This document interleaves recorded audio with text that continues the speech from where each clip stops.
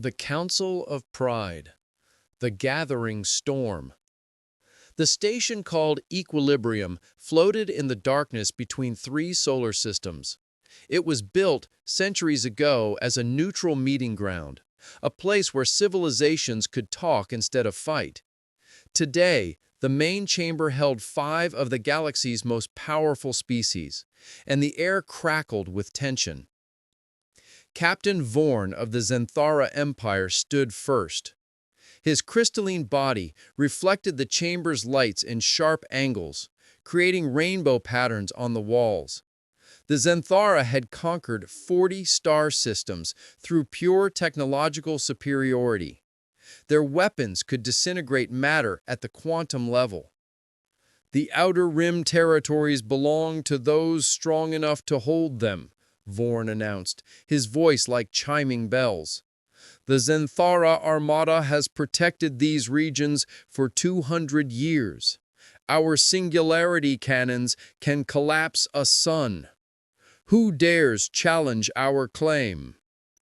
Across the table, Commander Threk of the Gorvan Collective slammed his massive fist down. The Gorvan stood 3 meters tall, their bodies covered in thick armor plating that had evolved over millions of years. They were born warriors, raised in gravity 3 times stronger than Earth's. "Your light shows impress the weak. The Gorvan fight with honor and strength. Our dreadnought, Mountain's Fury, has broken through every defense ever raised against it. We do not hide behind energy tricks. We crush our enemies face to face." A laugh like wind through caves echoed through the chamber. Admiral Slith of the Serpentine Dominion uncoiled slightly, her scaled body reflecting green and gold. The Serpentine were ancient, their civilization existing long before most species had discovered fire. They moved through space using biological ships grown from living tissue. "How primitive," Slith hissed softly. "Crushing and collapsing. The Serpentine learned millennia ago that true power flows like water. Our biofleets regenerate faster than you can damage them. We have swallowed entire armadas, digested their ships, and grown stronger from their remains. Age brings wisdom that you younger races lack." The fourth voice was not one voice, but thousands speaking in perfect harmony. Overseer Unit 7 of the Collective Mind appeared as a humanoid figure, but everyone knew it was merely a shell. The Collective Mind linked billions of consciousnesses across hundreds of worlds. They thought as one, acted as one, and their coordination in battle was mathematically perfect. Biological sentiment clouds judgment. Individual pride leads to tactical errors. The Collective Mind operates 3 million warships with 0 communication delay. Perfect synchronization, perfect efficiency. While you debate honor and wisdom, we calculate victory with absolute certainty. The 5th ambassador had been silent until now. High Commander Yaira of the Voidwalkers sat perfectly still, her form barely visible even in the bright chamber. The Voidwalkers existed partially in another dimension, and reality seemed to bend around them. They could appear anywhere, anytime, moving through space without traveling through it. "All of you speak of power you can see and measure," Yaira said, her voice coming from everywhere and nowhere. "The Voidwalkers transcend such limitations. We exist between moments, strike from angles that have no name. Your weapons cannot hit what exists outside your dimensional framework. Your defenses cannot stop attacks that ignore space itself." The 5 ambassadors continued their arguments, each listing victories and capabilities. Their voices grew louder, their claims more grand. They spoke of planets conquered, species subjugated, and enemies destroyed. The chamber filled with boasts and threats. The silent observer. Of the curved table sat Ambassador Marcus Chen of the Terran Union. He was smaller than most beings present, dressed in a plain gray uniform with minimal decoration. While the others argued, Marcus had been taking notes on a simple tablet, occasionally sipping water from a clear container. His appearance was unremarkable. Average height for a human, dark hair starting to gray at the temples, calm brown eyes that missed nothing. He had the look of someone who had seen much but said little. The kind of person easily overlooked in a room full of giants and legends. And what of Earth's contribution to this discussion? Vorn finally turned his crystalline attention to Marcus. Your species has been silent, Ambassador Chen. The humans have nothing to add, no boasts of power, no threats of conquest. Marcus looked up from his notes. A small smile touched his lips, the kind that didn't quite reach his eyes. We have ships. We have weapons. We defend our territories. Ships and weapons. Every species has ships and weapons. The question is whether yours are worth mentioning alongside ours. How long has your kind been traveling through space? 300 years? We have armor older than your entire civilization. Our sensors have analyzed your vessels, conventional fusion reactors, chemical propulsion supplemented with basic ion drives. Your largest warship measures barely 2 kilometers. By what logic were humans invited to this negotiation? Marcus set down his tablet carefully. We were invited because we control 17 systems in the disputed zones. Our colonies are well established and growing. Any agreement about territorial boundaries requires our participation and our approval. Slith's eyes narrowed. Colonies defended by your ships and weapons. The Serpentine could sweep through your entire fleet in less than a solar day. Your defenses are adequate against pirates, perhaps, but against true military power? She left the threat hanging in the air. Perhaps, Marcus acknowledged, though I noticed none of you have tested that theory. Despite your incredible power, despite your ancient wisdom and perfect coordination and dimensional superiority, none of you have moved against human space. Why is that? The chamber fell silent. It was true. The 5 great powers had fought each other repeatedly over the centuries. They had drawn and redrawn boundaries through blood and fire. But the human territories, small and apparently vulnerable, remained untouched. The challenge. Yaira spoke from her position partially outside reality. Your species practices careful diplomacy. You make alliances, trade agreements, mutual defense pacts. You survive through politics rather than power. This is wise for the weak. Is that what you think? Marcus asked quietly. That we survive through politics? What else could it be? Vorn's crystalline form shifted. Your technology is inferior to ours in every measurable way. Your ships lack the weapons to threaten any of our fleets. You have no special abilities, no ancient knowledge, no collective consciousness, no dimensional manipulation. You are simply adequate. Marcus stood slowly. He was still the smallest person in the room, but somehow the movement drew every eye. We've spent the last hour describing your power, your weapons, your victories, your superiority. Each of you is convinced that your military is supreme. So let me propose something. A test, he continued. A demonstration. Each of you brings your most powerful warship to a neutral zone. We'll meet in the Nexus Void, deep space where no colonies exist. You can show us exactly what your weapons can do. Prove your superiority with actions instead of words. Threk land forward. And what will humans bring to this demonstration? We'll bring 5 ships, 1 for each of you. Seems fair, doesn't it? The collective mind processed this instantly. You propose combat exercises, simulated battles to establish relative military capability? I propose facts, Marcus corrected. Right now, this negotiation is based on assumptions and boasts. Let's replace that with actual data. If your civilizations are truly as superior as you claim, it will be obvious to everyone. No more debate necessary. Vorn's crystalline structure rang with what might have been amusement. The Reckoning. The Nexus Void. The Nexus Void lived up to its name.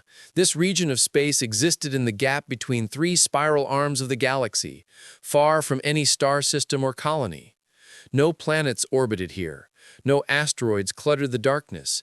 Just empty space, perfect for what was about to happen.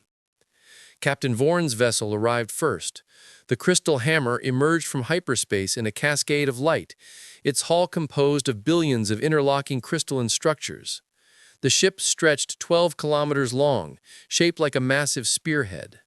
Every surface reflected and refracted light, making it appear as if the vessel was made of captured starlight. Weapon ports dotted its length, each one capable of firing beams that could tear apart matter at the quantum level. Vorn chose his target carefully. A dead moon drifted nearby, a lifeless rock about 80 kilometers in diameter. Perfect for demonstration purposes. The crystal hammer's main cannon charged, energy building until the entire ship glowed with gathered power.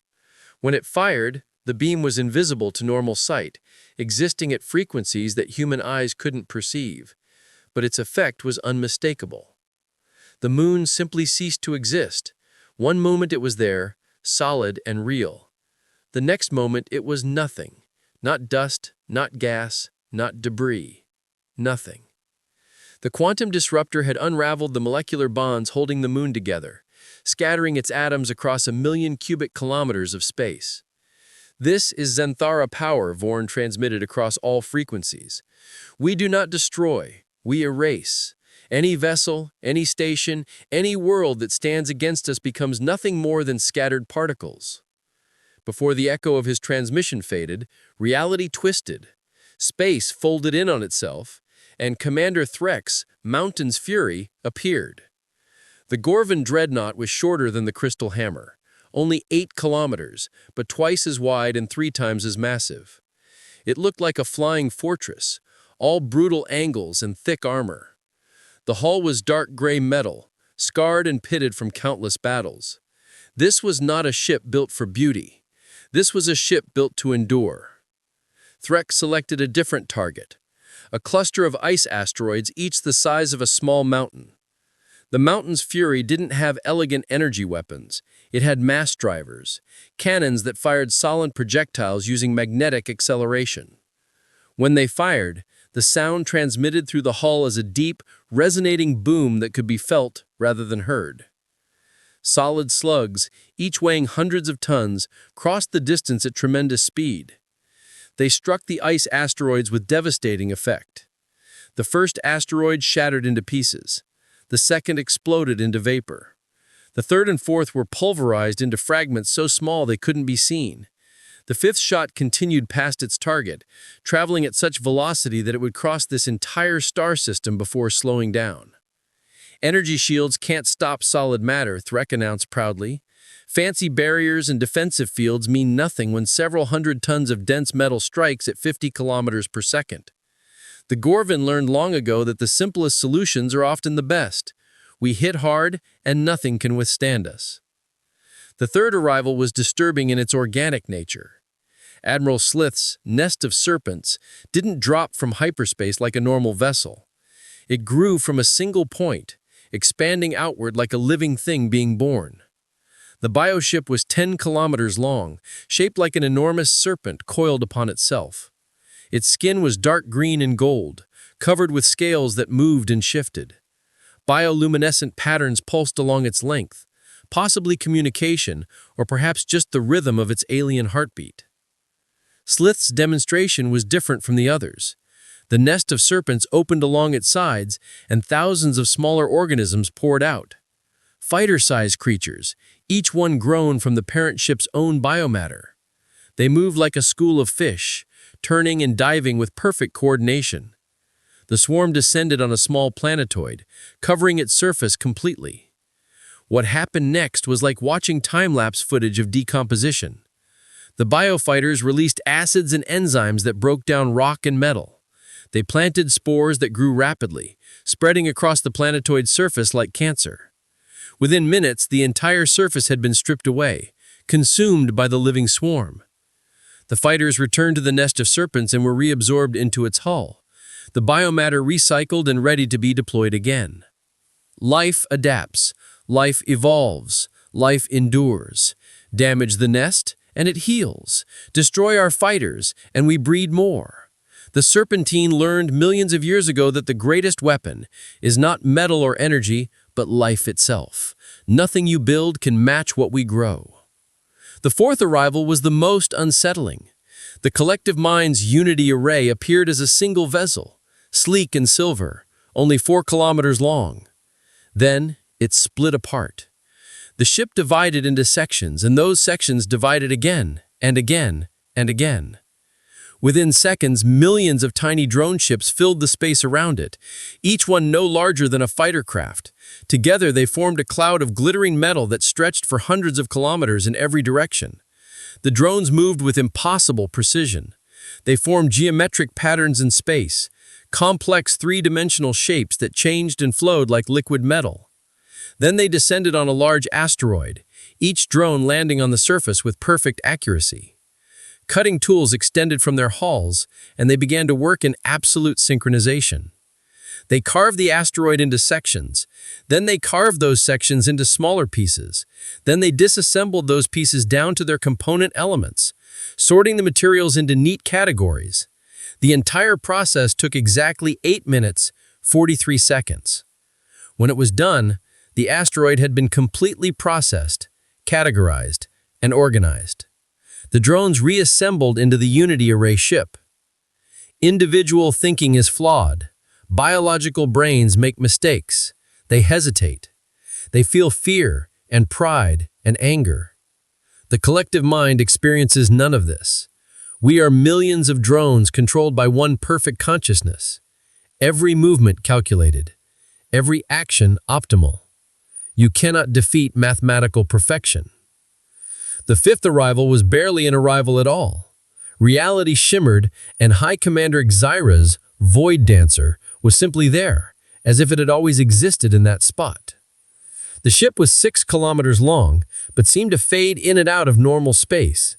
Its edges were unclear, difficult to focus on. Looking at it too long made one's eyes hurt, as if the vessel existed in more dimensions than the human mind could process. The Xyra's demonstration was brief but terrifying. The Void Dancer didn't move through space. It moved through the gaps between space. One moment it was visible. The next moment it was gone. Then it reappeared thousands of kilometers away. Then somewhere else entirely.